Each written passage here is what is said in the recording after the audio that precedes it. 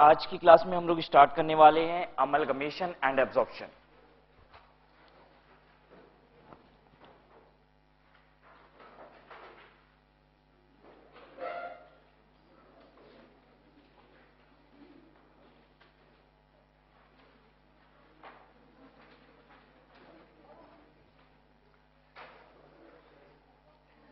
हमारे कोर्स में एक अकाउंटिंग स्टैंडर्ड भी है, दैट इज AS14, और AS14 डील करता है विथ अकाउंटिंग ऑफ अमलगमेशन।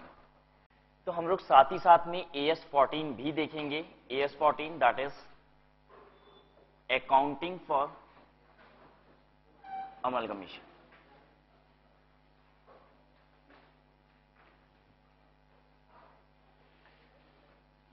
जब हम बात करते हैं अकाउंटिंग फॉर अमलगमेशन की, तो AS14 अकाउंटिंग फॉर अमलगमेशन जब बताता है तो बताता है this set of accounting is to be followed for absorption as well as external reconstruction. हमें ये बताता है कि दिस अकाउंटिंग, कौन सी अकाउंटिंग की बात कर रहे हैं हम, यही AS14 वाली। This accounting is applicable for amalgamation,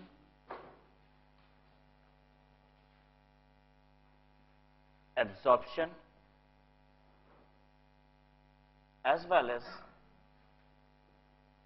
external reconstruction।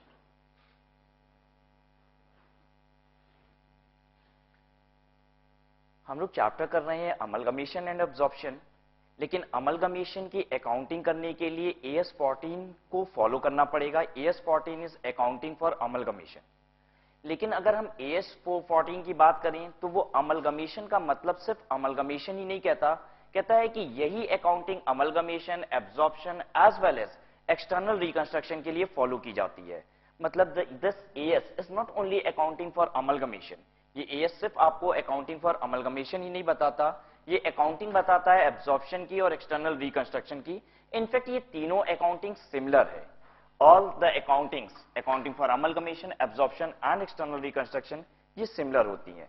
पहले हम लोग अपने आप को फैमिलाइज करा लेते हैं कि व्हाट इज अमलगमेशन, होता क्या है ये अमलगमेशन, एब्जॉर्प्शन क्या चीज होती है, एक्सटर्नल रिकंस्ट्रक्शन क्या होती है, फिर इसके बाद इनकी अकाउंटिंग के रिस्पेक्ट में बात करेंगे। तो एक एक करके तीनों को समझते हैं। सबसे पहले समझने जा रहे हैं अमलगमेशन क्या चीज होती है।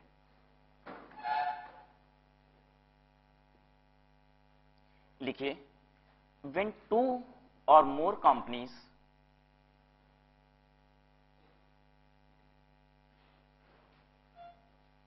combine to form, when two or more companies combine to form a new company, then it is known as amalgamation।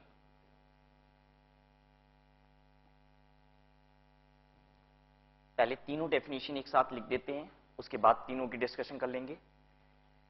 इसका मतलब होता है A लिमिटेड एक कंपनी है, दूसरी कंपनी है B लिमिटेड, और ये दोनों मिलके बन गई हैं C limited.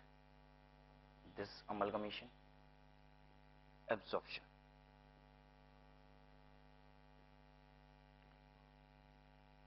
When a company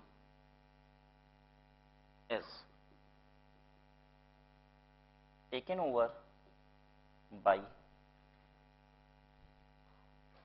another company,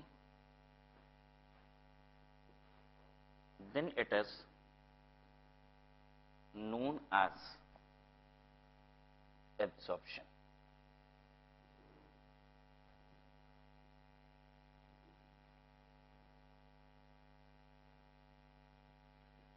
इसका मतलब A लिमिटेड, B लिमिटेड और ये मिलके बन गई है वही A लिमिटेड।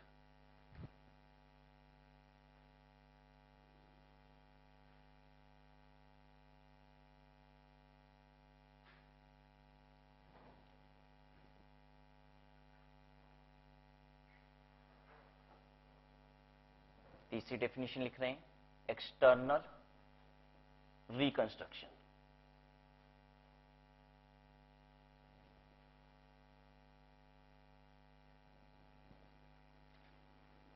when a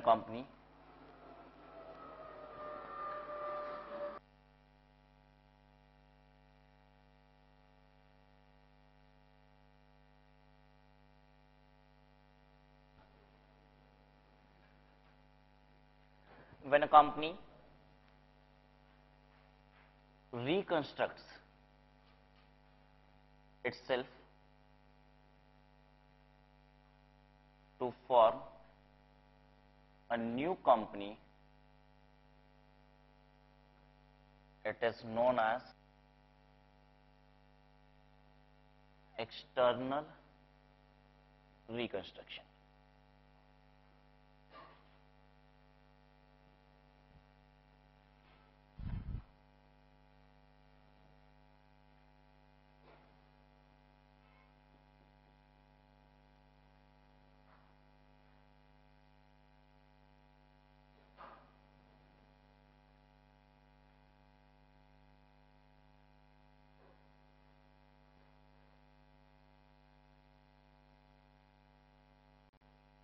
तो ये बात हो गई आपसे अमलगमेशन की, एब्जॉर्प्शन की और एक्सटर्नल रिकंस्ट्रक्शन। चलिए देखते हैं ये डेफिनेशन क्या कहती है। अमलगमेशन का मतलब होता है व्हेन टू और more companies combine to form a new company. जब दो कंपनी विलय करके एक नई कंपनी बनती हैं तो इसे कहा जाता है अमलगमेशन। जैसे कि ए और बी लिमिटेड मिलकर एक नई कंपनी बन जाएगी सी लिमिटेड नाम से। एब्जॉर्प्शन क्या चीज होती है? एब्जॉर्प्शन का मतलब होता है एक कंपनी ने दूसरी कंपनी को टेक ओवर कर लिया है। ए और बी लिमिटेड कंपनी थी और वो मिलके क्या बन गई है? A limited. इसका मतलब है ए लिमिटेड ने बी लिमिटेड को टेक ओवर कर लिया है। जब ए लिमिटेड बी लिमिटेड को टेक ओवर कर लेती है तो इसे कहा जाता है एब्जॉर्प्शन। एब्जॉर्प्शन का मतलब होता है एक कंपनी ने दूसरी कंपनी को अपने अंदर एब्जॉर्ब कर लिया है। तो अमलगमेशन क्या चीज थी? जब दो कंपनी मिलती हैं, दो या दो से अधिक कंपनी मिलती हैं और एक नई कंपनी फॉर्म हो जाती है, then it is amalgamation. Absorption का मतलब है एक कंपनी ने दूसरी कंपनी को टेक ओवर कर लिया या फिर अपने अंदर एब्जॉर्ब करा लिया। मतलब इसमें क्या होता है कि जब दो कंपनी का विलय हो रहा है तो इसमें से एक कंपनी अपनी आइडेंटिटी को मेंटेन करती है और एक कंपनी अपनी आइडेंटिटी को खो देती है। लेकिन एब्जॉर्प्शन अमलगमेशन वो केस होता है जहां पे दो कंपनी अगर मर्ज हो रही होती हैं तो यहां पे दोनों ही कंपनी अपनी ओरिजिनल आइडेंटिटी को खो देती हैं और एक नई कंपनी फॉर्म हो जाती है। एक्सटर्नल रिकंस्ट्रक्शन क्या चीज होती है? When a company reconstructs itself to form a new company, एक कंपनी अपने आप को क्या करती है? दूसरी कंपनी बना लेती है। इसे कहा जाता है एक्सटर्नल रिकंस्ट्रक्शन। ए लिमिटेड ही अब क्या नाम से जानी जाएगी? B limited. क्यों ऐसा किया जाता है? अमलगमेशन क्यों होता है? ये बात तो हमें समझ में आती है कि दो कंपटीटर्स क्या करते हैं? मिल के साथ में काम करना चाहते हैं तो दोनों लोग एक मिल के नई कंपनी फॉर्म कर लेते हैं, दैट इज सी लिमिटेड। कभी कभी एक कंपनी छोटी कंपनी को बड़ी कंपनी क्या करती है? अपने अंदर एब्जॉर्ब करा लेती है, तो ये केस हो जाता है एब्जॉर्प्शन का। एक्सटर्नल रिकंस्ट्रक्शन, कभी कभी ए लिमिटेड को अब अपने नाम से मार्केट में काम करना बड़ा मुश्किल समझ में आता है। इसकी गुडविल बड़ी खराब हो चुकी है मार्केट में, ठीक है, कस्टमर इसके प्रोडक्ट को खरीदते नहीं है, इस कंपनी की अब मार्केट में कोई गुडविल ही नहीं है, कोई क्रेडिटर इनको माल देने को तैयार नहीं होता है, कोई कस्टमर इनसे माल खरीदने को तैयार नहीं होता है। अब ये कंपनी सोचती है कि अब पुराने नाम से ऑपरेट करना मेरे लिए बहुत मुश्किल है मार्केट में, इसलिए अपने नाम को बदल के रिकंस्ट्रक्ट कर लेती है और फिर से नए कंपनी के नाम से ये अपने ऑपरेशन को चालू कर देती है। तो यहां पे क्या है? ए लिमिटेड वही कंपनी ने क्या कर लिया है? बी लिमिटेड बना लिया है। Why is it called external reconstruction? क्योंकि ये सिर्फ एक्सटर्नल बाहरी रूप का बदलाव है। अंदर से आज भी वो कंपनी क्या है? जो पहले थी वही आज भी कंपनी है, वही काम कर रही है, लेकिन कंपनी ने अपने बाहरी रूप को बदल लिया है, इसलिए हम इसे कहते हैं एक्सटर्नल रिकंस्ट्रक्शन। जब भी एक कंपनी दूसरी कंपनी को एक्वायर करती है या फिर उसे अपने अंदर एब्जॉर्ब करती है तो पुराने कंपनी को पेमेंट करनी पड़ती है और इस पेमेंट को कहा जाता है परचेज कंसिडरेशन, ठीक है। यहां पे सी लिमिटेड परचेज कंसिडरेशन पे करेगी, किसको पे करेगी? ए लिमिटेड को पे करेगी और बी लिमिटेड को पे करेगी, ठीक है। यहां पे ए लिमिटेड परचेज कंसिडरेशन पे करेगी, किसको पे करेगी? ए को भी नहीं, बी लिमिटेड को पे करेगी ए लिमिटेड कंसिडरेशन। यहां पे क्या होगा? बी लिमिटेड, अब सिंस ए लिमिटेड और बी लिमिटेड कंपनी तो एक सेपरेट आइडेंटिटी होती है और कंपनी के ओनर कौन होते हैं? उनके इक्विटी शेयर होल्डर। तो होगा क्या कि बी लिमिटेड जो नई कंपनी फॉर्म हो रही है, ए लिमिटेड के शेयर होल्डर को क्या करेगी? ए लिमिटेड के शेयर होल्डर से कहेगी अपने शेयर वापस लाओ, ए लिमिटेड वाले। अब तो कंपनी बंद हो चुकी है और इनको बदले में क्या दिया जाएगा, बी लिमिटेड के शेयर्स दिया जाएगा।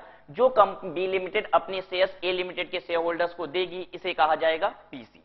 ठीक है, तो हम लोग लिख लेते हैं परचेज कंसिडरेशन क्या चीज होती है।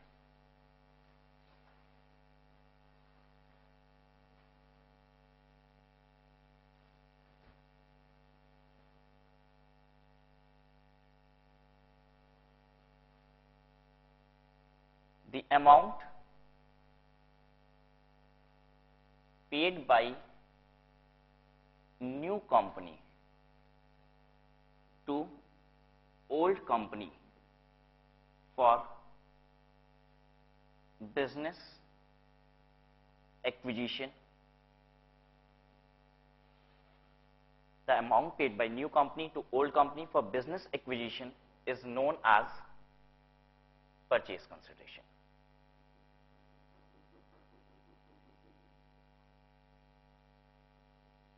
ठीक है ये बात। The amount paid by new company to old company for business acquisition is known as purchase consideration, शॉर्ट में हम लोग इसे बोलते हैं पीसी।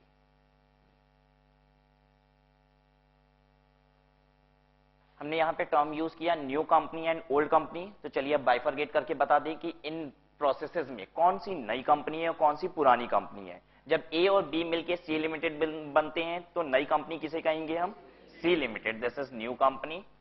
और ये दोनों क्या हैं, ओल्ड कंपनी, ये दोनों ओल्ड हैं। जब ए और बी मिलके ए लिमिटेड बनते हैं तो ये ए क्या है, न्यू कंपनी, और ओल्ड कौन है, बस बी, ये है ओल्ड कंपनी। ठीक है, हम लोग अब किस लैंग्वेज में बात कर रहे हैं, हम लोग अकाउंटिंग के लैंग्वेज में बात कर रहे हैं। PC shall be paid by the new company to the old company. यहां पे एक न्यू कंपनी है ए लिमिटेड और बी लिमिटेड है ओल्ड कंपनी। यहां पे ओल्ड कौन है, ए लिमिटेड, ये ओल्ड कंपनी है और ये बी लिमिटेड न्यू कंपनी है।